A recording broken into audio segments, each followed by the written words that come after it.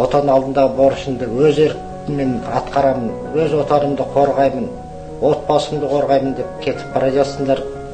Алла жолдарыңа сәттілік берсін.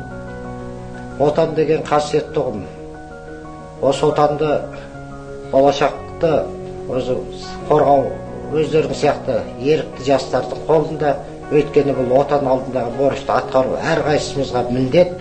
Көк туымызды, көк байрағымызды әрқашан көкті желбіретіп, осы мен қазақпын деп жүретін рухты қазақтың балалары екендеріңе, жаңағы мен сендерге сенемін, көздеріңде от бар, аман барып сау қайтуларыңа тілектеспін. Бұл әскерге бару деген ең үлкен өмірге деген ең бірінші қадам деп өзім есептеймін.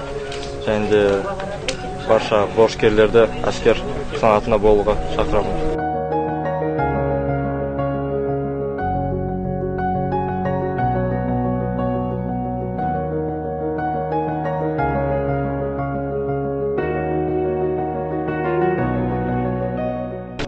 Бүгінгі кеткен әскери шақырушыларымыз ұлттық қауіпсіздік комитеті шекара қызметіне және де мемлекет күзет қызметіне шақырылды.